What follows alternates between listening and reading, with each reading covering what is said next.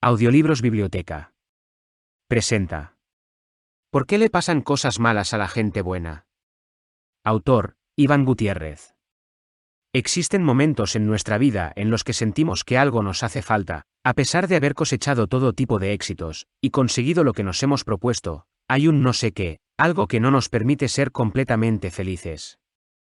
A lo largo de la vida nos mantenemos en esa búsqueda, y caemos a veces en el error de endiosar cosas perecederas, o a personas que por sí mismas son imperfectas y al final nos fallan o se mueren. Terminamos en un círculo vicioso, sin sentido, que nos ocupa, entretiene y esclaviza temporalmente, pero que no nos garantiza la verdadera armonía, sino que nos hunde cada vez más ante las decepciones y la soledad. La mayoría de las veces acabamos acentuando las heridas y las frustraciones, y con ellas, los resentimientos, miedos, el estrés y la depresión, que equivocadamente enfrentamos con vías de escape.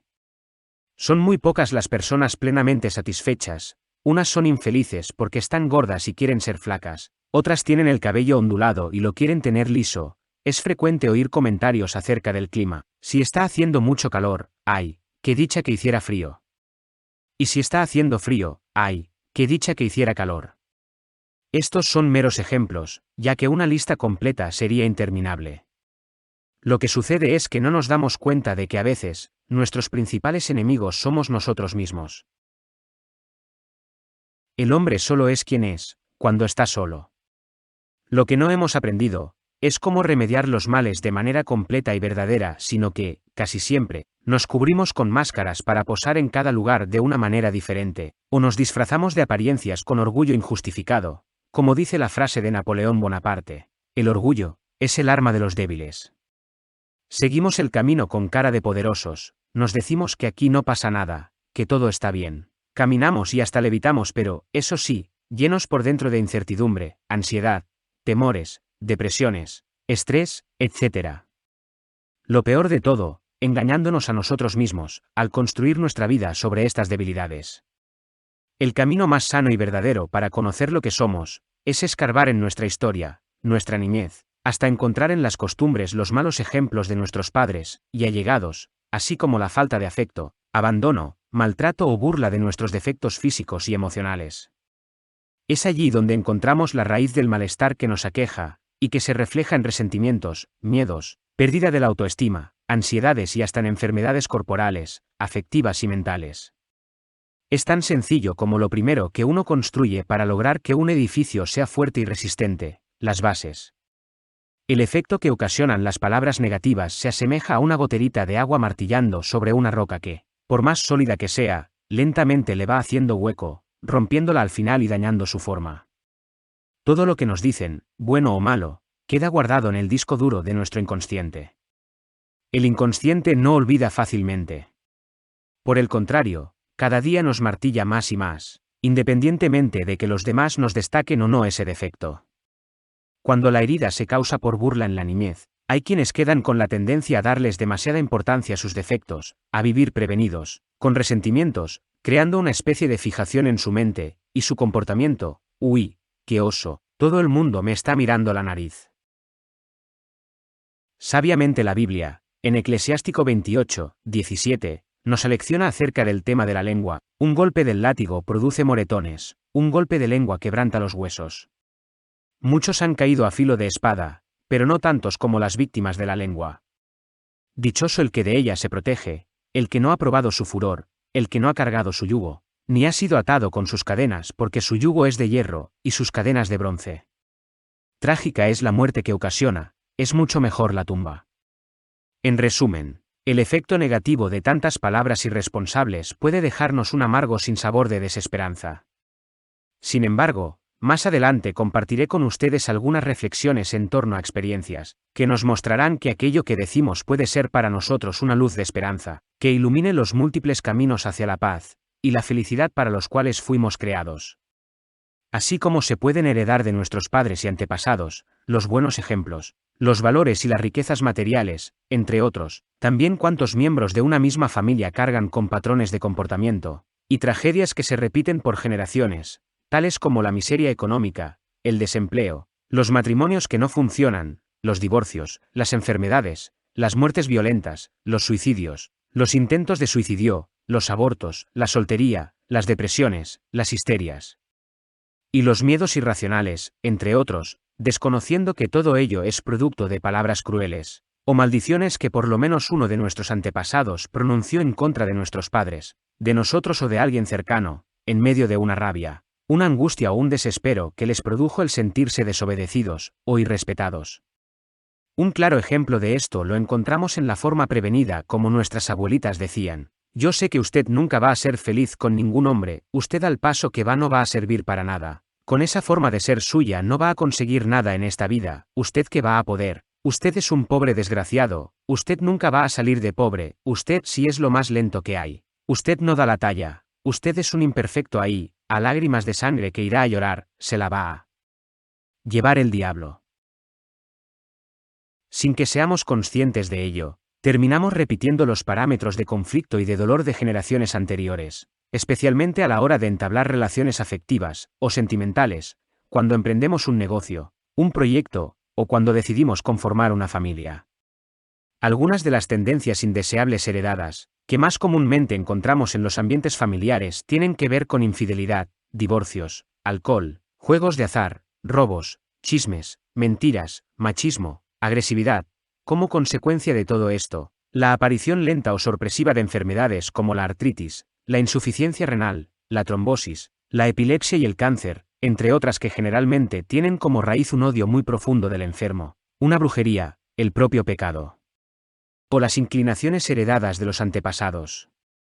Cabe explicar aquí que los hijos no reciben maldiciones, ni los errores de sus antepasados recaen sobre ellos como un castigo injusto, no, lo que sucede es que el hecho de ver y convivir con estas tendencias y ejemplos los maleduca, y en momentos de crisis ellos reaccionan refugiándose en los hábitos aprendidos, justificándose en el hecho de que sus papás también lo hacían. Recordemos que científicamente también el ADN y los genes de los padres son heredados por los hijos. El ser humano es el resultado de dos factores: herencia, genes, e influencia del ambiente, imitación. En esas dos fuentes se basa todo nuestro aprendizaje. Por lo tanto, debemos ser cuidadosos en la atmósfera que les proporcionamos a nuestros hijos durante su crianza. La ruptura en la convivencia y la frialdad de la familia se originan también en la violencia física, psicológica, emocional que se da cada vez más en el seno de los hogares, las famosas pelas o castigos, la incapacidad de dar y recibir afecto, las palabras clichetudas o cortantes, los abrazos congelados y mecánicos en los que ponemos los codos entre las personas, los besos en el aire, las miradas evasivas y la psicorrigidez. La pobreza de la convivencia familiar y laboral es cada vez más crítica. Tanto en la casa como en la oficina apenas sacamos tiempo para responder y transmitir lo básico, cumplir con lo que nos toca y listo. Ese tratarnos como extraños, sin calidez, con miradas de desprecio, con cara de revólver, ha creado entre nosotros un distanciamiento horrible, vacíos, frustraciones, opresiones, en fin, una monotonía eterna de vivir que nos abandona en una incomunicación total. Cuando un padre corrige a su hijo con firmeza, y de una manera justa, sin soberbia ni de forma inquisidora, que le permita entender el porqué de su actitud, contribuye a enseñarle el valor y la satisfacción que tienen las metas luchadas con sano esfuerzo. Por el contrario, respuestas como, porque sí, soy papá y punto, o, eso no se discute, no satisfacen las expectativas de nadie, frustra a las personas y las relaciones que deterioran el respeto y la confianza mutua. Existe otro extremo que hace muchísimo daño a los hijos, la sobreprotección de los papás, es decir, una manipulación inconsciente de los miedos e inseguridades de un ser que quieren dependiente de ellos, incluso a la hora de enfrentar el futuro, como si se les transmitieran entre líneas: no tomes tus propias decisiones, no te esfuerces, tranquilo, bebé, no soluciones tus propios conflictos que yo lo hago por ti, y, lo que es peor, quédese quieto, papito, que usted no sirve para nada. Con este estilo de crianza les estamos atando las manos a nuestros hijos impidiéndoles ser, construir y asumir individualmente su propio proyecto de vida, su propia historia, enseñándoles a buscar excusas infantiles para evadir responsabilidades, y ellos, ni cortos ni perezosos, en esta época tan light no tienen ningún problema en quedarse así manicruzados, porque nunca se les enseñó que cada acto en la vida tiene consecuencias para sí mismo. Los hijos necesitan límites en la crianza para que más adelante no les suceda que los suban a una acera y lloren, para que los bajen. Cuando los hijos no sienten la autoridad, parámetros y referentes de sus papás y de su casa, Muchos de ellos pierden la noción de lo bueno y lo malo y la seguridad en sí mismos. Esa es la grandeza de Dios Padre, en el uno encuentra autoridad, alguien a quien obedecer y respetar de verdad. Es esto lo que le da total sentido a nuestra vida. Lloré y lloré porque no tenía zapatos, hasta que vi un hombre que no tenía pies y era feliz. Cuando los papás no enseñan a sus hijos a ser independientes en todas las áreas de su vida, y mucho menos a amar, respetar y agradecer a Dios cada día por los privilegios, talentos y comodidades con los que cuentan y tampoco les enseñan a ser considerados con los demás, por lo general llegan más adelante a creer que ya lo tienen todo, familia, educación, novia, dinero, salud, y terminan mal acostumbrados, malcriados, tendiendo a vivir de manera egoísta, caprichosa y exigente con los papás, a tal punto que algunos de ellos acaban chantajeándolos, manejándolos, dominándolos y manipulándolos con los shows en público, y casi diciendo, papi, mami, si no me dan o me hacen tal cosa, yo les juro que me ahorco con un espagueti. Si no tienes un amigo que te diga en verdad cómo eres, búscate un enemigo bien berraco que te haga el favor. Los planes de Dios son diferentes de los nuestros, lo aparentemente negativo para nosotros, es edificación y vida en abundancia para Él, en su perfecta e infinita sabiduría. Dios escribe derecho en renglones torcidos, dice la Sagrada Biblia, pero necesitamos acudir a Él, para conocerlo en su palabra, para saber quiénes somos y qué le significamos.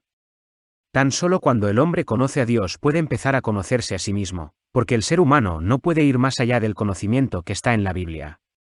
El llegar a conocer a Dios para amarle y servirle requiere de tiempo, pero vale la pena porque cuando persistimos en buscarlo obtenemos en nuestro corazón para toda nuestra vida, el reino de Dios, el cual es la paz, el amor, la justicia y la tan anhelada libertad. Solo podremos dar inicio a un verdadero proceso de sanación, cuando asumamos una actitud de perdón ante aquellos que nos ocasionaron esos hechos dolorosos en nuestra vida.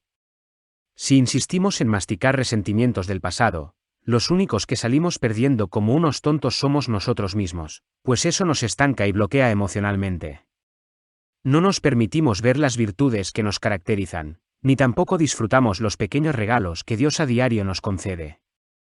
Debemos pedir a Dios que ensanche nuestro corazón para poder aceptar a los demás tal y como son, con sus vicios y virtudes, de lo contrario, caemos en sentimientos negativos, luchas desgastantes, estériles e inútiles. En este caso, sí que es Dios nuestra única esperanza frente a la limitada, mediocre y egoísta capacidad para amar y perdonar que nos caracteriza. La única oración que no sirve para nada, es la que no hacemos. La clave de la transformación interior es la perseverancia, en ella crezco y maduro como ser y alcanzo la talla que Dios quiere para mí. Él se hizo hombre para que yo llegue a ser imitación suya. Es en los frutos u obras donde podemos reconocer a una persona transformada en Dios, no tanto en lo que dice. Porque si lo que dice no lo obedece, tan solo le sirve para los demás. Otra manera práctica de lograr esta transformación de nuestra vida la encontramos en el deporte. El ejercicio físico ayuda a eliminar las toxinas, que resultan de la acumulación de sustancias insanas en nuestro organismo como los fármacos y el alcohol, estimulando las pasiones desenfrenadas que nos enceguecen, embrutecen y desordenan. Además, el deporte oxigena el cerebro, estimula las endorfinas u hormonas que eliminan el dolor, aumentan la felicidad y el dinamismo. Les recomiendo una lista de actos de amor, de los cuales he conocido cantidades de experiencias de perdón y reconciliación por parte de personas que no habían podido hallar un verdadero camino en este sentido. Reconozca las ofensas y agresiones verbales y físicas que haya tenido para con otras personas, así como también lo que deseó hacer por ellos y no hizo. Esto pudo crear distanciamiento, frialdad, desconfianza o resentimientos, tanto en ellos como en la relación. Realice una profunda confesión pidiendo perdón a Dios con corazón sincero, reconociendo la forma dura, negligente, indiferente o equivocada con la que actuó. Ofrezca con frecuencia misas, rosarios, obras de caridad y ayunos con la intención de ir preparando el terreno para el siguiente acto. Pida a Dios, por la intercesión de la Virgen María, que disponga los corazones y el momento propicio para ir en busca de aquel con quien necesite reconciliarse, y que el Espíritu Santo le regale la humildad, la fortaleza y las palabras sabias y eficaces para que, aceptando sus fallas y equivocaciones, puedan tener un diálogo profundo. Una disciplina que por experiencia personal, sé que nos trae incontables frutos de bendición en todas las áreas de la vida, es el hecho de levantarnos todos los días 10 minutos antes de la hora habitual, y dedicárselos a Dios en oración de acción de gracias por la noche que pasamos, y de entrega del nuevo día que vamos a vivir nosotros y nuestros allegados, al igual que antes de acostarnos. Mejor dicho, al despertarnos debemos orarle al perfecto y pedirle que nos dé sabiduría, astucia y coraje para poder enfrentarnos a los imperfectos. Cuando no tenemos paz en nuestro corazón, y queremos que los otros cambien a las malas, estamos perdiendo el tiempo. La Biblia dice, ¿acaso puede un ciego guiar a otro ciego? LC 6:39. Mientras no busquemos y encontremos primero esta paz, esta esperanza y este gozo de Dios para nosotros, jamás podremos ser canales multiplicadores de ellos para los demás, pues nuestra buena conducta y tranquilidad son el espejo de los mejores ejemplos para arrastrarlos y ayudarlos a cambiar. Algo muy importante que debemos tener en cuenta cuando alguien venga en busca de nuestra ayuda, o nuestros consejos, es disponer para ellos de una actitud de ánimo por parte nuestra que los llene de esperanza, explicarles el para qué Dios permitió que sucediera esa situación, y hacerles reconocer los errores que cometieron en el pasado, y por los cuales vinieron estas consecuencias. Esto, contrario a quedarnos en una actitud de lástima permanente diciendo, ¡ay, pobrecito, ay, qué pesar, ay, qué pecado! O sea, no llorar encima de la mercancía porque no se vende, sino preguntar al Espíritu Santo estrategias, con las cuales se pueda vender. Pidamos a Dios que la fuerza y la gracia del Espíritu Santo permitan que en nuestros hogares se vuelva la humilde costumbre de callar mientras el otro ofende, porque, como bien lo he experimentado en muchas ocasiones, lo que produce una riña entre dos, no es la palabra ofensiva que se oye, sino la palabra ofensiva que responde. Para pelear siempre se necesitan dos. Dentro del que está ofendiendo, o agrediendo hay una fuerza de división, o resentimiento, y si ésta no encuentra rival, por más que hiera, ataque o agreda, al final se cansa y se calma, o se va. La mejor disciplina para con los hijos no consiste en pegarles, maltratarlos o agredirlos física y verbalmente, sino mirarlos a los ojos con profundidad, confrontándolos con autoridad, y ante todo, con argumentos sabios que podamos justificar con nuestro ejemplo y conducta de vida, sin doble moral, siendo coherentes en lo que decimos y hacemos. Todo en extremo es malo, moderación para todo, y esta tan solo viene de Dios. De esta forma, se enseña a tener el debido respeto por las personas, y a ser conscientes de los errores y equivocaciones propios. Desde niños debemos enseñarles a agradecer a Dios, y a bendecir y compartir todas las cosas que a diario reciben, como son alimentos, los objetos personales, los regalos que reciben y demás, todo, con el fin de que estos no se les vuelvan monótonos o que acaben creyendo que los reciben simplemente porque los merecen. Recordemos que todo en esta vida es un regalo de Dios y generalmente, hasta cuando uno pierde las cosas no las valora, y agradece verdaderamente. Por eso es bello y necesario sensibilizar a los hijos llevándolos a que compartan con las personas necesitadas. Finalmente, los propósitos principales de toda oración que en nombre de Dios nos hagan o hagamos, de toda alabanza o cualquier otro acto de religiosidad, es que estos nos acerquen de nuevo y nos lleven a la perseverancia por obedecer a diario a Dios, mediante la práctica de los mandamientos, el conocimiento de su palabra y la vida sacramental. Otro propósito es lograr perdonar a Dios, a nosotros mismos y a los demás para que así este caminar continúe, cristificando nuestro corazón al llenarlo de su amor, su humildad, su paciencia y su mansedumbre. La renovación no es un movimiento de la Iglesia, sino la Iglesia en movimiento. El deseo de cambio, de sanar, de mejorar como ser humano, de realizarse, de fortalecerse en el propio conocimiento hasta alcanzar la paz y la felicidad verdaderas, es algo innato en el hombre. Este es el ciclo normal e ideal al que debe tender una vida, con sentido y responsabilidad hacia nosotros mismos, y hacia quienes nos rodean. Debemos calmar primero nuestra sed, para poder ir a calmar la sed de otros. Si uno no conoce y sana su propia historia de vida, no puede conocer y ayudar de verdad a sanar las de otros. En dicho caso ocurriría como si un tuerto quisiera guiar a otros tuertos. Un saludo a todos los suscriptores.